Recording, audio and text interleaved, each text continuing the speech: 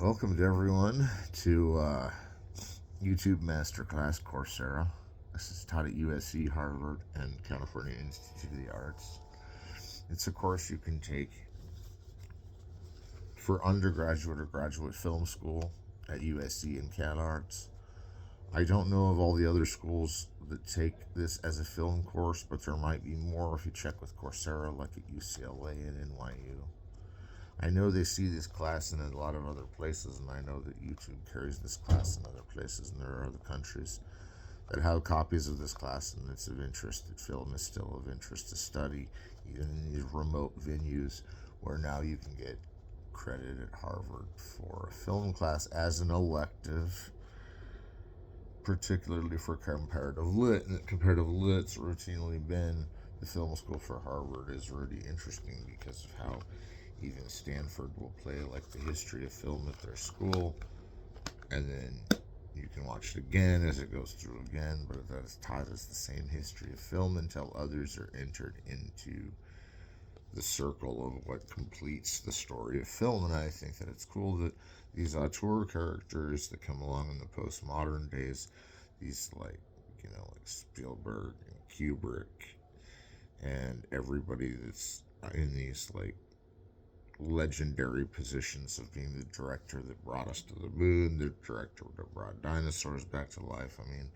But then we still have Tarantino as the director of gangster films, gangster action films, gangster action adventure films.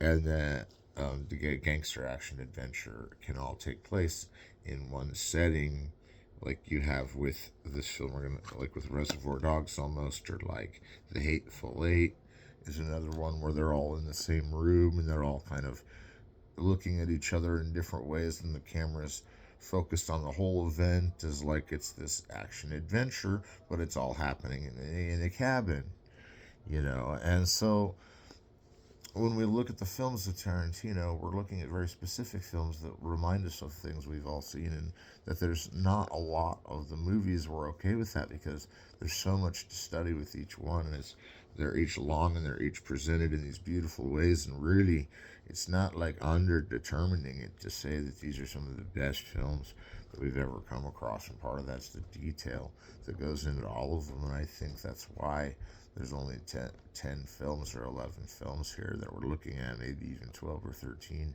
that we're saying these are like the films of Tarantino, and that like this is what he released. And so now when we get through it, we talked a little bit about Inglourious Bastards, a lot of bit about the Hearts of the World, the Judith Bethulia connection, that later those armaments went among the Inglourious Bastards, who were actually a real group of the army in World War II, and that this presents the World War II films that this represents, like Germany Year Zero and everything, where they drop bombs all over Berlin.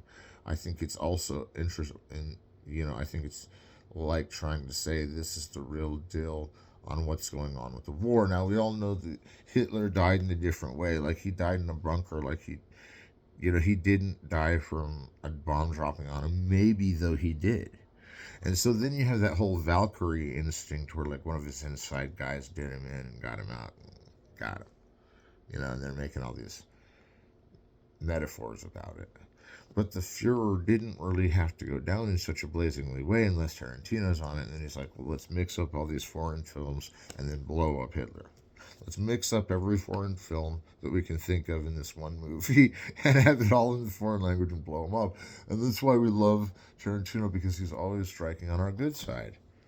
As much as we'd love to say we like the movie where Hitler wins, you can't really make the one where Hitler wins, and you don't really want to. You've got to have the one where he's getting bombed last, and he's like, I thought it would have worked. It's like this duck soup moment where he's taking the last bomb.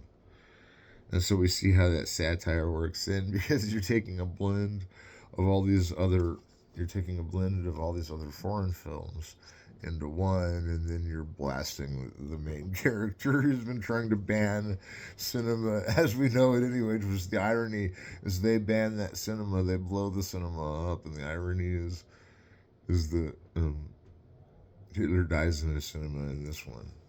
It's kind of like, well, wait, I thought he was blowing up the cinema, and now he's in the cinema, and that kind of refers to Triumph of the Will, being this whole movie that he tried to bring to heist. It was Leni Riefenstahl. It did really good around the world. It was about the rise of the Nazis, and so that Inglorious Bastards is as extremely emotional as Rise as Triumph of the Will. And it's kind of like a great dictator scenario where you replace the previous dictator with the one before, the one after him, And I'm saying in Inglorious Bastards, it was more the revenge the Jews were having because of the Holocaust. They were having this revenge against the Nazis. I mean, that was their excuse for it. But they were already soldiers. Just because they were Jewish didn't mean they weren't already soldiers anyway, and weren't already pissed at the Nazis for all kinds of other reasons. And I don't know what all those different reasons are, but there are reasons that the Jews were pissed at the Nazis. I'm sure that went beyond the Holocaust. I mean, there was other things that were going on. This whole demagogue that the Nazis were making for extinction of the Jewish race was wild, and that Tarantino extinguishes the Nazis that were going on with that right around the time that would have helped if they would have extinguished them then in real life. Then we would have had a couple of more days and a few more survivors. But I don't think that's really controversy because technically in this one they catch them early, so who's to know? Maybe they had more survivors because they caught them early, and that was just the story this one's telling. It's not really saying that in hopes of offensiveness to anyone that did have to wait to get out of the war. I mean, that's just the scope of it. I mean, it could end in one country, but it'd still be going on in a couple of other countries before the lights out completely on World War II. So, we have Django Unchained and the Hateful Eight. Now, next semester in the summer school, I'm teaching a 12-unit course. This is a 16-unit course on Tarantino. There's still 13, 14, 15, and 16, 4 more classes to go in this one after this. So this is one of the last 5 of these classes. We've got quite a while of time today. We're just barely getting started. I was only going over the final thought I had on Inglorious Bastards. It was just sticking out there as much as saying, did we ever figure out why G.W. Pops was in the movie? I don't know. Maybe he was in on the M crimes of Fritz Lang that were really going on in the German era. I don't know. I don't know if any of those guys, even from the Krakauer article, was talking about the doppelganger in Cabinet of Dr. Caligari, and it's was there really a dude that ran around the Cabinet of Dr. Caligari, or was it just a film to scare people? And that token is used all the time in American cinema. It's we can't tell you it's real, but dude, we're telling you it's real. And I like that kind of revisionist history. Now, I didn't at first, but when it's saying, look, this is my revisionist history, take it or leave it.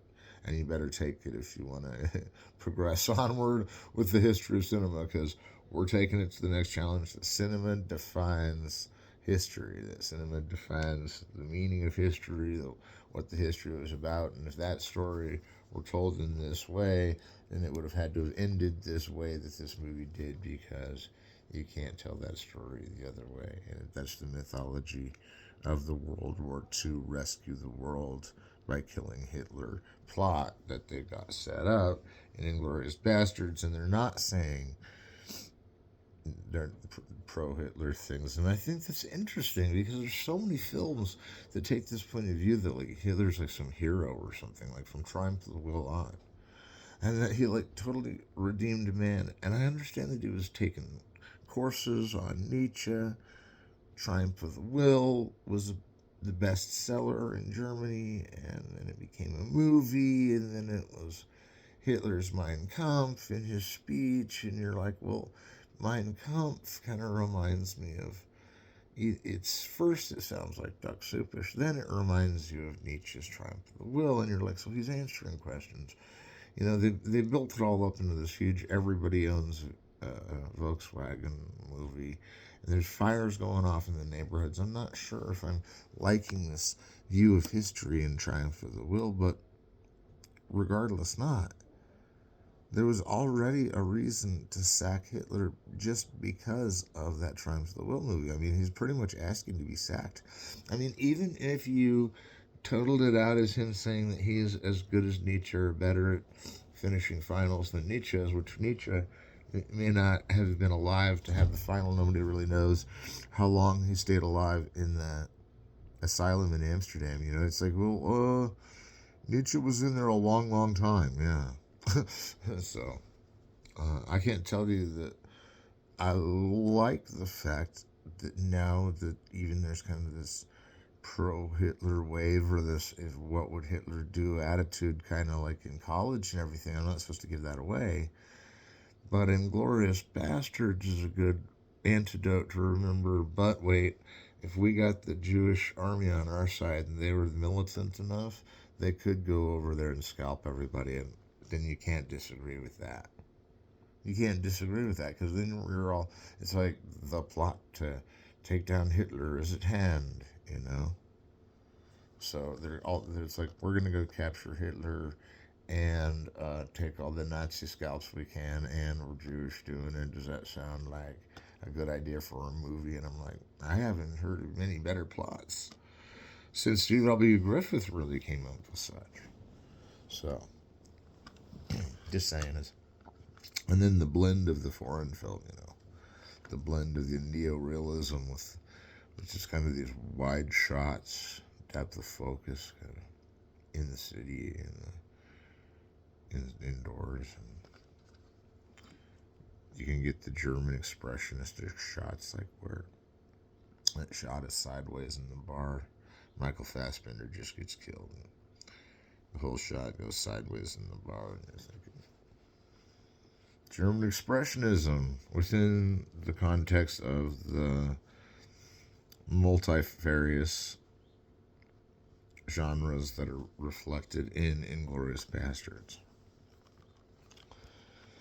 And then the last time we did talk a little bit about Django Unchained. I'm not sure if we mentioned that Jango Fett was a bounty hunter like Django Unchained is a bounty hunter, like Django is a bounty hunter, the Spanish version. I don't remember who did the Spanish version of Django, but, you know, Django Sukiyaki Western is also one, and I know that Tarantino likes all of those because he had mentioned how Sukiyaki Western Django was one of his favorite films of that year, and that was a newer one, contemporary, where it was like there was all this action and technique with kung fu, but then it was also kind of this post-apocalyptic ghost town.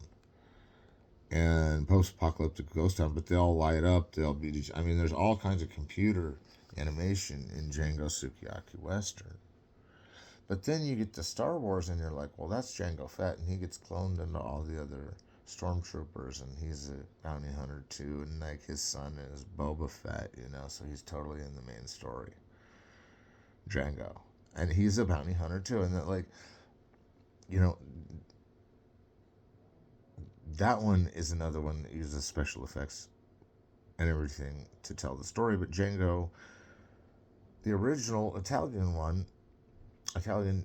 spaghetti western, Django, didn't in fact have a lot of special effects and everything, except it did have in-camera special effects, which were all the thing at that, even in the 70s. Like, make it look like it does by changing it within the camera to make it look that way, and I can appreciate that. But I just mean, like, digital effects and everything. The original Django wasn't all caught up in that. Now, this one, of course, is because it's in the new, after the new millennia, and Django Unchained, and it's like the new one where the slave gets away, and he does like a Nat Turner and blows up the plantation, gets his wife out, blows up the plantation, and rides out a hero after killing all these like Klansmen types and killing all these like evil types towards blacks. And here we have again this sort of liberal viewpoint of Inglourious Bastards, where we have this warrior among African Americans who can totally put down all the dudes that put him into slavery and then get out of Slaveryville by blowing the place up. I mean, it's like this Ubermensch character. Here we again have these Triumph of the Will rules, but now it's our rules to take those over and say, but we're the great dictator dudes, we're the American dudes, we're gonna blow this place to smithereens, you know. And so Django Unchained follows this sort of certitude that you're not really on the side of the villain. And I think it's interesting that the villain gets drawn almost in a black and white in the Inglourious Basterds Django Unchained, because it's like they do this, and I don't mean race either, African American or white. No, I mean it's a black and white picture. It's like you're either on the protagonist team, like, or you're against me, like they say in you're against the movie or against the protagonist. It's like in Dusk Till Dawn when he's got this for me or against me attitude, George Clooney. And so I'm thinking that in the films you have a clear-cut line enough as to who you're rooting for in the movie, and the reason why is because in these particular cases, because injustice was almost dealt upon them in such a way that was mortal blow. And I think you have that throughout all Tarantino, like Pulp Fiction, everything. The mortal blow that justifies the Knights in King's Court tryst that ends us all up on our destinies. You know? And so here you have the African American getting busted out by Christoph Waltz. He becomes one of those bounty hunters. And they go on all these bounty hunting missions, and then they go to find his ex, who he was with, and her name is the same as this. The name is In the Ring Cycle by Richard Wagner, and here we have Wagner again, and all these German backgrounds. And it's funny how there's ethnic mix in the background of Tarantino's films that are actually quite describable as good, because you think that Inglourious Basterds, it shows different cultures, but it doesn't totally jim him even to the Great Dictator level of them being completely unaware of your presence or something. As even as a filmmaker, where we know filmmakers overseas respect Tarantino because he doesn't like exaggerate the ideologies as much as you could, even though you would say in Pulp Fiction, well, there's, Samuel Jackson has an afro. I'm like, well, you got to be careful though, because that was Samuel Jackson's normal hair at the time, and don't bash on it, dude, because no, I mean, it's like that's the director and the actor's idea of getting together on that. I'm not sure that they would do a haircut in a bad way on purpose just to make someone look racially exaggerated. No, I'm not sure what people would go through, especially in like contemporary cosmetics, where it doesn't seem like out of place with the scenography of the situation. Like, it is kind of an extreme situation, more German expressionism, Pulp Fiction. But I don't really see, like, if you look at, for instance, the picture of Django here, I don't really see anything that's demeaning to him in that picture. I mean, maybe the guys in the background are talking about him or whatever, but not really. But, like, he doesn't seem demeaned. And if you look at this picture, so we have these, like, heroic African-American figures that aren't even being, like, I mean, sometimes in both pictures they get thrown to the cross, that they have to be like the savior is always the case. And that's not even that racist, because really, where else except cinema do you get the idea that we even see a story where the hero is African American? So it makes you wonder. Django Unchained, I think, comments good, because by the time he takes him back to the plantation to steal his wife back, he's like going through this whole process of being this underground spy slave type character.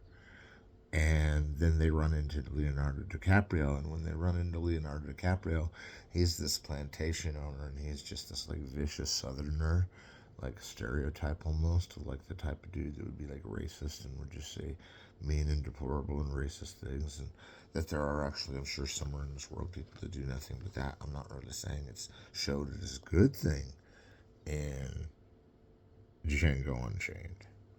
I don't think it was necessarily a good thing that Leonardo DiCaprio was saying the N-word so many times, and I could get this feeling that it was kind of like he was doing this Ludovico kind of like, I'm going to do it so many times that you guys are going to be worn out by it and wish I hadn't, and then like do it again and again. I mean, I never try that method in an argument, because if you're arguing with someone and you use the same word over and over that they don't want to hear, it's not going to help anything. It's not going to help anything, trust me. No, I really don't. But you know, anyway, in a bet, you're supposed to stop saying it. And so, like, that's why it's so wild in Django Unchained when he gets shot by Christoph Waltz, when Leonardo DiCaprio's character gets shot. And again, it's not real. He didn't really get shot. I mean, like, in real life, but, like, what is real? If you have to say the word in real life, then you said it in real life, but then you're being filmed by the context of the narrative, so it's not really you saying it, it's your character. So suddenly, what? This is why the characters get thrown to the cross, because they're always paying for their sins for being that character way back even into like African American Hollywood, where it's like, oh, I have to pay for my sins now for being in this movie, you know. Atone for being in the movie. That's what's so wild at the end of Pulp Fiction, that he's atoning to get his movie back in. I mean, to get the end of the movie to work, he has to give the money to the guy that's trying to rob him and just say, take it.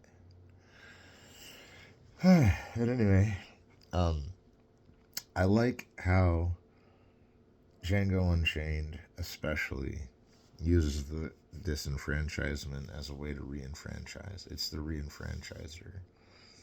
Because Jamie Foxx's character has to get saved from slavery, then he has to become a bounty hunter for a year, and then he has to set free his wife and some of the slaves, and he has to burn down a plantation and destroy a plantation owner. With these goals, it seems like one of those spaghetti westerns and I know Spike Lee didn't really like the idea of most of these Tarantino films, you know.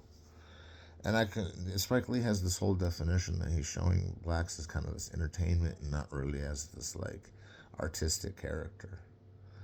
But one of the things about artistic character is it comes from how much someone wants to entertain you. And if this is like a degree of which he can entertain you, I say no doubt Tarantino takes it, because not only is he being artistic about how he's entertaining, he's being artistic about how he's releasing the entertainment. He's like, but we show it backwards, we show it crossways, we'll show it in neorealism, we'll show it in spaghetti western, you know? It's like you're getting walked over by all these metaphors, and then suddenly Spike Lee is the voice that's saying, well, I'm not sure if these are really positive roles for the African American. And I'm kind of here going, well, maybe not, but they're definitely not negative roles. I mean, if you think about the role in Django Unchained, yeah, you had to be a slave once, but then you kicked the slave owner's ass, you know. And in Hateful Eight, these movies weren't really around when Spike Lee was talking about them, except Django Unchained. He's like, it's too much of a spaghetti western. And it's like, yeah, but everyone loves, you know, Clint Eastwood, and he's the good or bad guy in A Fistful of Dollars. So it's like, I'm not really so sure that these are anti-African American roles, nor am I sure about much of that went on between between Tarantino. It might have just been a publicity scheme, like they were just saying, well, let's just sell a bunch of our movies by arguing who's more racist. You know, because I've had that theory, because I'm like, well, because there are moments in Hateful Eight even that I was like, oh, that was atrociously almost racist, or that was racist, or if I had been African American, maybe I wouldn't have seen that scene as harshly as it was, you know? And I'm like, but then really, compared to like, you know, even like a Mandingo theory where like the whole place is going erupting against everything is erupting against everything there is to be African American. It's all going to devaluize them in this sort of film, and I really don't feel the devalue in Once Upon a Time in Django Unchained. But one thing that's interesting is next week when we get to it, and the last film we're getting to is Once Upon a Time in Hollywood, and I don't remember any African Americans in that film. I don't remember a single one. Maybe Samuel L. Jackson was one of the narrators. But we'll get to that, because that's an important film. It's a lot like Inglourious Basterds. It has this whole thing of where you get way down into the nest of it, and then the egg opens, and it's kind of not the monster you expected, you know. So, and then the Western. What makes these Westerns? Well, not only is the myth, convention, and the iconography of like the cowboy and like the taming of the frontier and the Civil War and the law and order of the Old West and the music, the country lifestyle, the survivalist lifestyle, you'd have to think that in these revisionist westerns that there probably were African Americans that were heroes, whether they were from the South or North, during the time of the Civil War and during the time of Western frontier being an open bag of different characters from all over the world trying to tame the frontiers. And it's not just characters from all over the world, it's mostly this Americana, really, in these cases. The Western is like the frontier of America, and we could never tame it fully, but one day we will. And in the way that we will means that we will bring justice to the Old West. All of the things of the Old West are like fallen to injustice without the cowboy, and the cowboy will honor the code of the Old West, and like a samurai, he will bring back the frontier of the Old West back to its utopia fruition. I think that the whole idea of like beating the enemy is one of those westerns. It's like High Noon, where it's like, well, the enemy's coming. Well, the enemy's coming. We gotta beat the enemy. It's like that's what the soundtrack's really saying. No, it's a really beautiful soundtrack, High Noon. But the thing is, and I love how this was a picture here that's poised like High Noon almost, or Batman or something. And then, but the High Noon, it's like they're coming. Boom, boom, boom, boom, boom. They're all dead. Okay, the end. I told them that if I knew they were coming, I could still get the drop on all 6 of them, 7 of them. Nobody joins him to the Hangman's Square of High Noon. It's like he has to go alone, and he's standing there alone for like almost as long as the good, the bad, and the ugly at the end with the round of gunfighting that was going on between those guys at the end. The good, the bad, and the ugly have one big gun battle, and it takes them forever to like see what they're even doing at first. I mean, I love spaghetti westerns. Spaghetti westerns are like the frontier, but like done in Italy, or pretty much like with Italian money, or pretty much like the Italian money was what funded the western, and wherever it ends up, either on a TV show or behind the scenes at some like art movie in Italy that they've never released to America, the same one that The Good, the Bad, and the Ugly was probably even based on. And there's probably other art films in Italy that they don't release to America, whereas America is the nice one, the winner, because they release all their movies to every country. Not just because we want people to watch our movies and rent our videos. It's because we've decided that we don't really care who has all over the world who has our movies. This was a decision decided in cinema history by the Film Commission, not just in New York City, but other places, that said, we'll give out anything American. And I don't know how that works. Dear friends, I don't know how that works with pornography. You're going to have to ask someone else about that. But America will give it out, dude. That's why there's copies coming back to us from Korea of American films, is because they already were the only ones that torched them, and they weren't even an American film. It was like Showa. Showa came back Korean as the English-American version. See what I mean? I'm not trying to bust anybody's chops. Everybody's cool. It's a hard market to drive when you're driving international. You got to do combinations on the titles and everything, and that's not what I'm talking about here with these boxes. By the way, I show these boxes to you lightly. I did lose my box of Jackie Brown and Reservoir Dogs, and it was great in this class.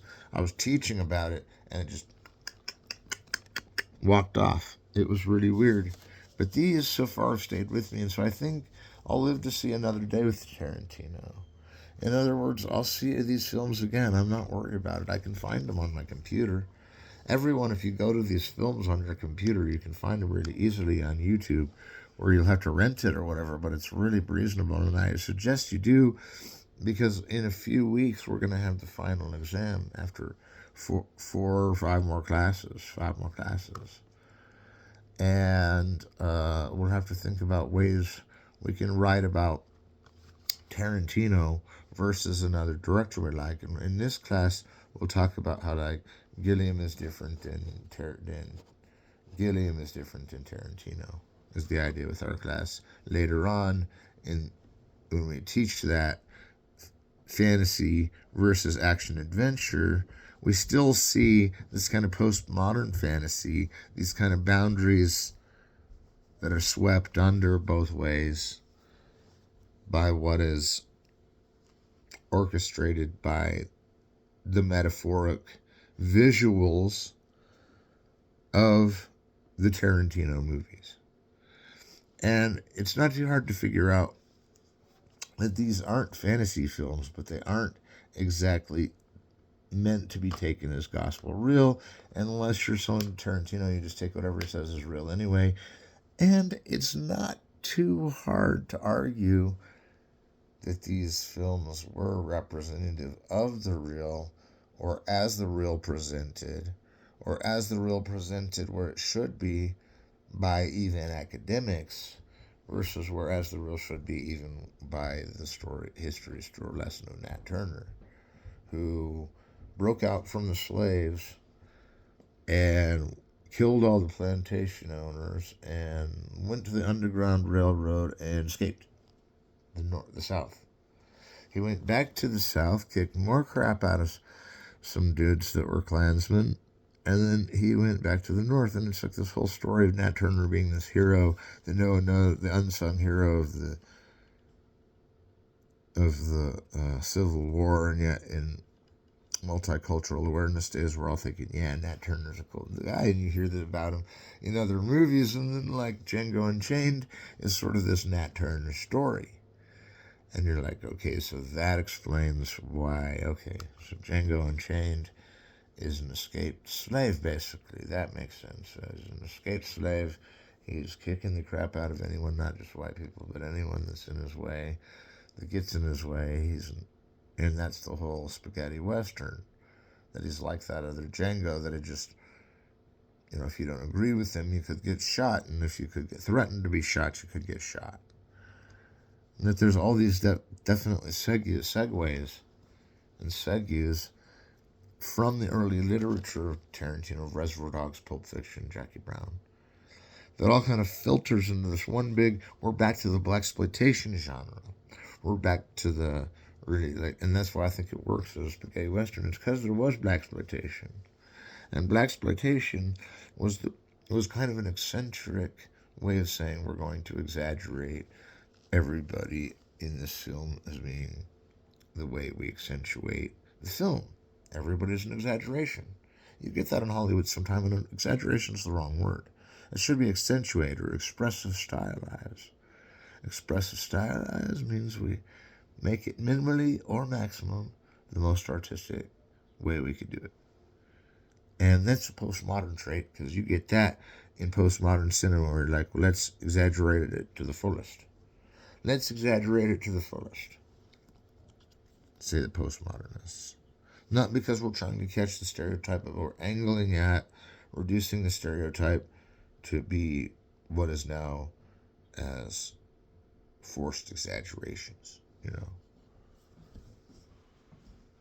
But I didn't really get the sense that even with the forced exaggeration, after I said it before, I don't really remember the Django Unchained thing being really that racist. I mean, considering he, again, like Inglourious Basterds, considering he's going after the racists in it, and they're all the ones that are marked for doom by the end of the film, even though it is a reversal of fortune, re-enfranchisement of Django.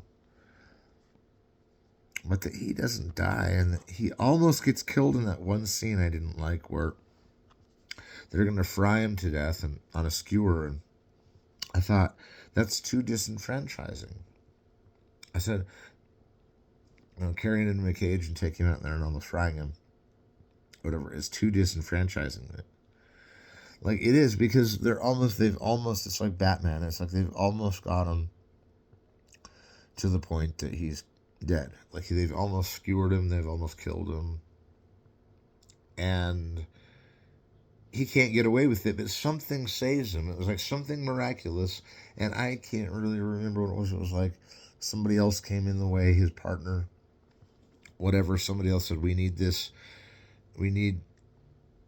guy somewhere else, so take him up on the hills and blow him up. And he escapes up there, and it's another heroic escape, and we're all happy he escaped again. And this is all great that he escaped, but then we're like, but wait, you know, like, is Django really saying that, like, he escaped again at the end by a fluke, or is it saying he would have anyway?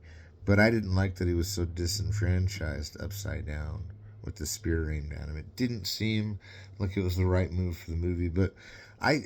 And then I got to apologize again to the director. He may have wanted it to be beyond Batman. Like, he may have wanted to take it to the Kill Bill level. That's his way.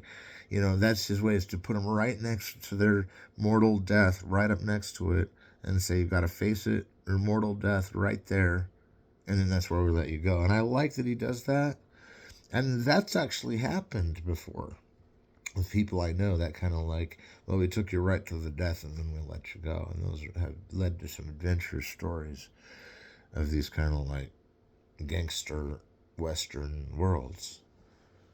But, so I didn't mean to really disadvantage anyone as saying that's a stylistic climactic remark, is to say we're taking you right to the edge of death, like with Apocalypse Now, and then just whoosh, we let you go.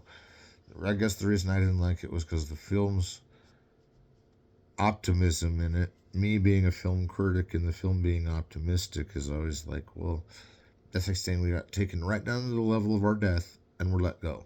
That's not exactly optimistic. That could be such a PTSD thing that you could be like, never optimistic again. I'm not saying that. I'm just saying they got let go. Like, nowhere in any of these Tarantino films did the hero not win the story. I mean, there are a few where the protagonist doesn't live through the whole thing, like especially Pulp Fiction with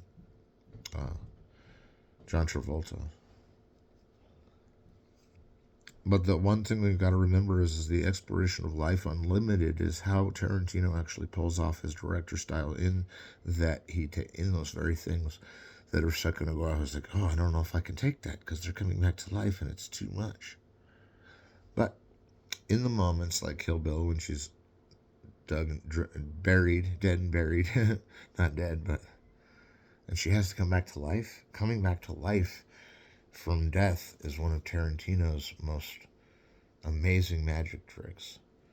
Ever since from Harvey Keitel being in Reservoir Dogs, once having been killed in Taxi Driver, it's his amazing sleight of hand to show how everything can get destroyed and everything can come back. Even if we use the time out of sequence, even if we use the narrative out of sequence, but the antagonist dies and the protagonist lives, even though the protagonist comes close to taking disadvantage all the way to death, and never dies and comes back and kicks the shit out of everybody. And I'm telling you, that whole killer, that's like The Killing.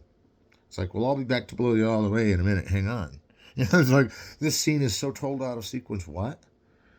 But now, with these narratives, these cagey narrative devices of Django Unchained and Hateful Eight, and Hateful Eight being the exact opposite, it's more like The Searchers, or like even it's more like Rio Bravo, and Django Unchained be like The Searchers. Django Unchained is like The Searchers because they're going in search of his wife, and he can't find her, and she's got to be at a plantation somewhere, and he doesn't know, and so the Hateful Eight is more like Rio Bravo because they've got to defend the base, even though they don't really particularly like what they're defending the base for. So, what I like about Hateful Eight better than Django Unchained in a way is not necessarily how it was handled, where he was being put to death and almost being killed, and a few times in Hateful Eight, they almost take Samuel Jackson's life, he has to stay, but that he's a John Wayne figures across in that scene that we don't have to talk about, but there's a scene in Hateful Eight where this guy takes a kneeler for Samuel Jackson, and we've all taken a kneeler once in a while, right?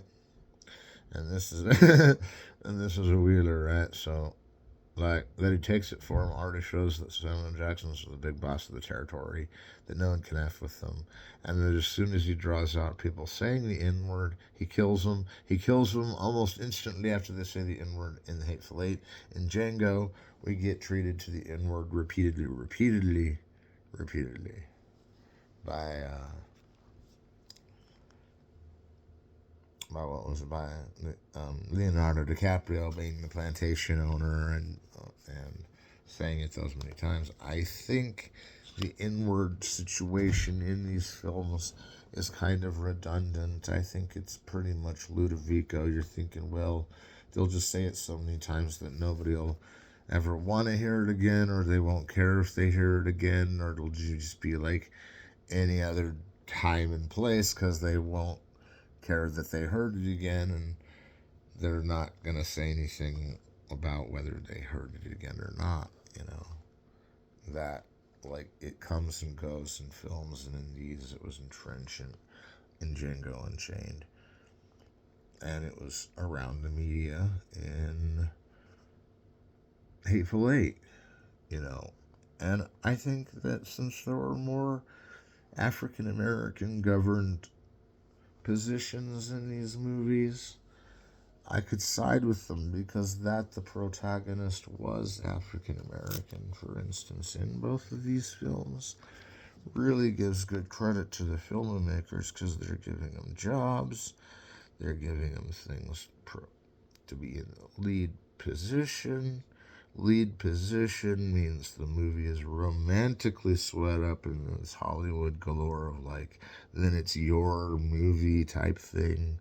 Then it's the directors, it's the actors, it's those that really work the hardest on the movie, those who are who the movies are. And in this case, it really is, because Tarantino works hard on his movies, and that's why he's only done so many, is because he's not throwing them together and throwing them wild and being like, hack it wild and saying like that, let's just go for it, that's the film.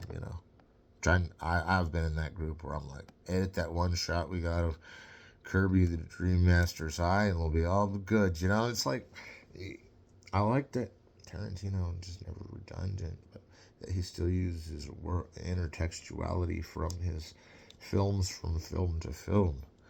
That, like, they'll be coming from one film, you'll get it, to another film, you'll get it. The same message. And The Hateful Eight's cool because it's like 8.5 by Fellini. It tells you what number of film he's on. We're thinking there's only been 8 Tarantino films. It feels like there's been 88. It feels like we've had 88 Tarantino movies. Holy crap, Like, no, if you wouldn't believe it or not, The Hateful Eight's the 8th film. Django Unchained is number 7. And 9 is Once Upon a Time in Hollywood. And then number 7 is Inglourious Basterds. Number 6 is Inglourious Basterds. Dude, there's something about the kind of explosives that he uses. It's like for a fistful of dynamite. I mean, it's kind of explosive scenes that Tarantino's had all this long in all these movies. There's always the boom kind of explosion of the whole set. Or there's kind of like a gun going off. It's like a boom right there at the side of the set. And so that there's pistols going off, that there's guns going off, that there's bombs going off, that there's people yelling and screaming, that there's blood flying everywhere, that you get everything you've ever wanted out of cinema, sex, blood, and rock and roll, and then, and none of it's real, but that it's simulated in such a, like, perfect aesthetic way of, like, being this view of violence that we've got to see because no one else does violence like that, and then they look at us, like, with it psychologically, and they're like, but wait, we like these movies too because they tell a moral. The moral is there for the cheap shot, and I'm saying, well, I'll just leave a moral in case anyone else has anything against it. And it's like a sneaky, you can tell it is, because it's never about that. He'd rather show off the guns than the moral any day of the week. Come on now. And everybody knows that that's the reckless amorality of, or eccentric amorality, I should say, of a postmodern director and a postmodern constructionist, and where he's taking these, like, the Django is like this Italian neorealism, and The Hateful Eight is kind of this, like, even even more obscure than that, like Herschel Gordon Lewis type, the house swallows you whole. Medium, the house will swallow you whole in Hateful Eight, okay? And that, like, they're all in kind of this theatrical bind in Hateful Eight, and that they're all kind of like doing this. And again, there's disenfranchisement of Kurt Russell, and he gets so disenfranchised in Hateful Eight.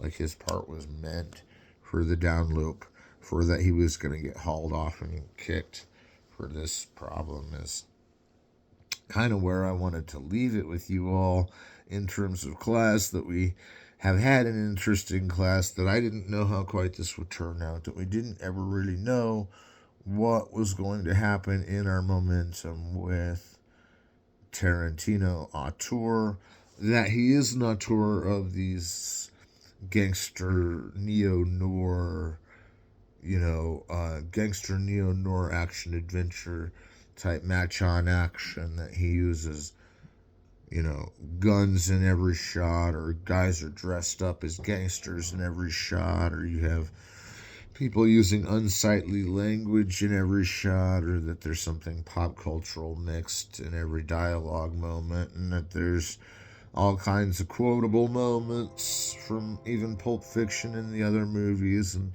that these quotable moments lead to these kind of scenographies where you're even suddenly now like having a $5 milkshake and liking it, even though it's just on the verge of time where not everyone had milkshakes and all that. Oh, you can hear the train going off. I'm going to go get on that train real quick, everyone, and then you won't have to listen to the rest of this lecture. No, I'm kidding. You still have to. No, I'm kidding.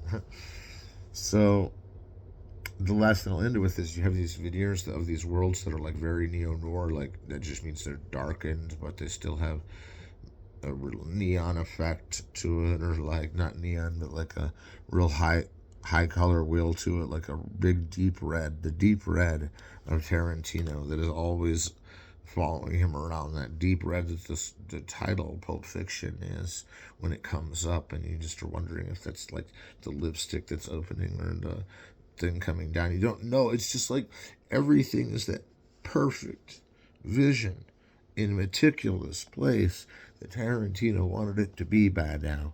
Everything is so ramshackly perfect to the brim detail of what this film needed to be. And this is why we get this idea that he's the master of going studio to studio and shooting everything bouncing around. Because then he can use more than one set at a time and get his master vision so entranced in him that he can tell it out of sequence if he wants to freak people out again, like he only did that once and that's what we want him to do again or something. But heed my word. The path of the righteous man will beset all sides of tyranny with evil men. Yea, though the path... No, I'm just kidding. That's that thing from Pulp Fiction where he's like, the path of the righteous man will be beset on all sides with... it's like, that's a good one, but I better not do that one because I have to teach this class. And we have a final in like 3 weeks, 4 weeks. It's coming, and it's a ways off still, so I won't scare you too much about it.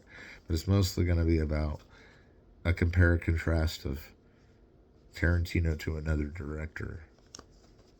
He has to another director. I'll give you throughout time, even throughout whatever genre, a director. You've picked your favorite director other than Tarantino in this class, and you compare and contrast them.